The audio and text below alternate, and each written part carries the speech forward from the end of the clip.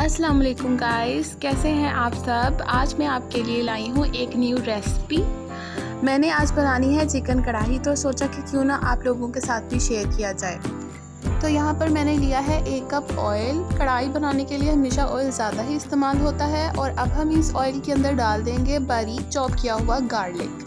सबसे पहले गार्लिक को फ्राई करना है हमने। इसके अंदर आप लोगों को मे बी ऑलरेडी आइडिया होगा कि कढ़ाई के अंदर हम प्याज नहीं डालते, तो हमने इसके अंदर प्याज नहीं डालना, सिर्फ गार्लिक ऐड किया है और गार्लिक को हमने फ्राई करना है।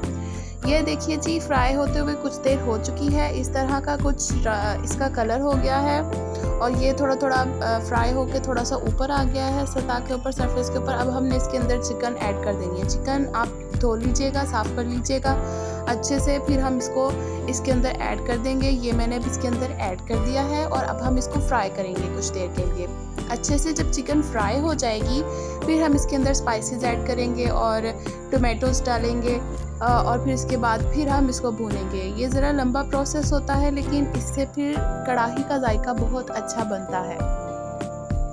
ये देखिए जी, ये मैं फ्राई कर रही हूँ।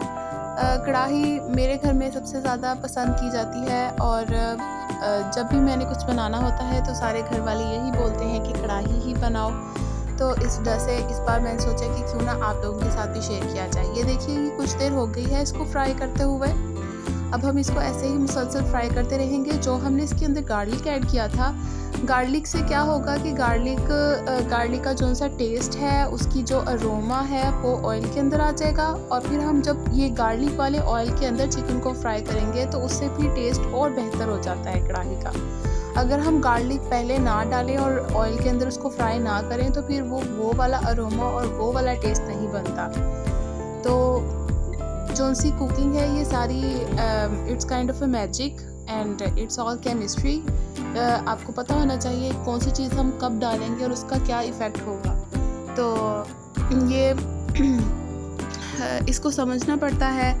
जिसको ये चीज़ समझ आ जाती है वो ज़्यादा अच्छा खाना बनाना शुरू कर देते हैं। तो ये बस एक छोटी छोटी बातें ही होती हैं, छोटे छोटे टिप्स होते हैं जिनका ख्याल रखना चाहिए। चलिए जी, फ्राई करते हुए कुछ देर हो गई थी, चिकन कुछ फ्राई हो गई थी, आपको उसके कलर से भी पता चल रहा है, वाइट वाइट सी हो गई है। तो अब हमने इसके अंदर टमाटर कट के डाल देने हैं। आपने टमाटर इस तरह ही कट करने हैं, 2-2 पीस करके इनके कट कर लेने हैं और उनको डाल देना है। ये कुछ ज़्यादा स्मॉल कट कर दिए थे मेरी सिस्टर ने, तो मैंने वो भी डाल दिए। चलें जी, फिर हमने इसको दम दे दिया था और दम देने के बाद अब हम देख रहे हैं कि टमाटर गले हैं कि नहीं गले। अगर टमाटर अच्छे से कुक हो गए हैं और गल गए हैं तो फिर इनका जो सा ऊपर ये छिलका होता है वो ऊपर से उतर जाता है गलने के बाद। तो फिर हमने वो उतार लेना है, निकाल लेना है कढ़ाई के अंदर से। लेकिन मेरा भी सही से इतना अच्छे से नहीं कुक हुआ था, इसलिए मैंने इसको फिर दोबारा से कुछ देर के लिए दम दे दिया था ताकि ये अच्छे से गल जाएँ, अच्छे से पक जाएँ, ताकि मैं इनका छिलका उतार सकूँ जी। अब ये दोबारा से मैंने कुछ देर बाद देखा था तो ये काफ़ी हद तक फ्राई हो चुके थे और मैंने अब इनका छिलका उतार देना है। आई डोंट नो वाई, लेकिन ये हम क्यों छिलका उतारते हैं, लेकिन जब भी मैंने अपनी जैसे भी जब भी मैं बनाती हूँ या मैंने जितनी भी वीडियोस देखी हैं उनमें ये उतारते ही हैं। मे बी ये अच्छी नहीं लगती, क्या है इनका कोई वैसा सीन होता तो नहीं है, लेकिन फिर भी चले हम उतार देते हैं इनके छिलके सारे। मैंने फिर एक एक करके इन सब के छिलके उतार दिए थे। और कुछ टमाटर ऐसे होते हैं ज़िद्दी, जिनका छिलका उतर ही नहीं रहा होता इतनी देर गलाने के बाद भी।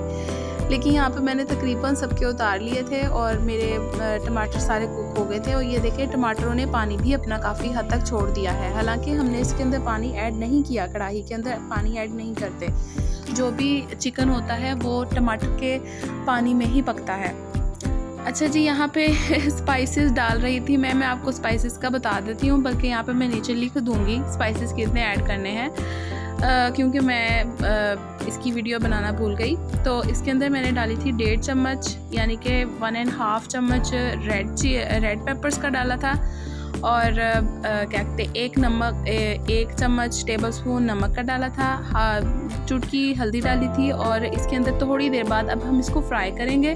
फिर कुछ देर बाद हमने इसके अंदर काली मिर्च यानी कि ब्लैक पेपर भी ऐड करनी है।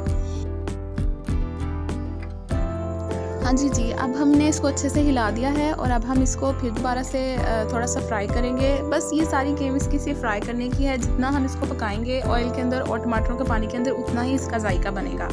चलिए जी, ये मिर्चें डालने के बाद थोड़ी सी पक गई थी और अब हमने ये हाफ़ टेबल स्पून काली मिर्च की भी डाल दी है इसके अंदर।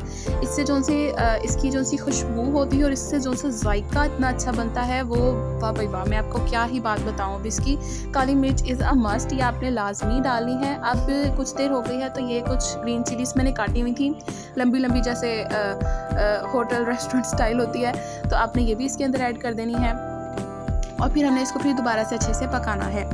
जितना ज़्यादा फ्राई करेंगे, जितना ज़्यादा इसके अंदर आहिस्ता आहिस्ता एक एक करके चीज़ें डालेंगे, उतना ही ज़्यादा उसके अंदर हर चीज़ का टेस्ट डेवलप होगा। और काली मिर्च मैंने थोड़ी देर बाद इसलिए डाली है ताकि, क्योंकि काली मिर्च को हम जब ज़्यादा पका देते हैं तो फिर उसका इतना अच्छा टेस्ट नहीं आता, उसको बल्कि आइडिया ही नहीं होता कि इसके अंदर काली मिर्च ऐड की गई है। जब हम काली मिर्च एट दी एंड, जब खाना तकरीबन पकने वाला होता है, तब डालते हैं तो फिर उसका ज़्यादा जायका अच्छा बनता है। चलें जी, फ़िलहाल अभी इस तरह का इसका रंग रूप निकल आया है। अभी हमने इसके अंदर और भी चीज़ें ऐड करनी है जी। ये मैंने कंपनी का कढ़ाई मसाला था कुछ पड़ा हुआ, ये मैंने वो भी ऐड कर दिया था इसके अंदर ज़रा और स्पाइसी बनाने के लिए, क्योंकि मेरी फैमिली बहुत स्पाइसी पसंद करती है खाना, और पर्सनली मैं भी बहुत स्पाइसी खाना पसंद करती हूँ। यहाँ पे मैंने इसके अंदर दही डाला था, 2 चम्मच डाले थे मैंने भर भर के। 2 कह लें छोटे टेबल स्पून नहीं, बल्कि जैसे बड़े वाला चम्मच नहीं होता, चमचा, वो वाला मैंने डाला था इसके अंदर। चलें जी, ये है पकने के बाद इसका फ़ाइनल लुक। आई होप कि आप लोगों को मेरी वीडियो अच्छी लगी होगी। अगर अच्छी लगी हो तो please like and comment and share. Please comment भी किया करें। दुआओं में याद रखिएगा। अल्लाह हाफ़िज़।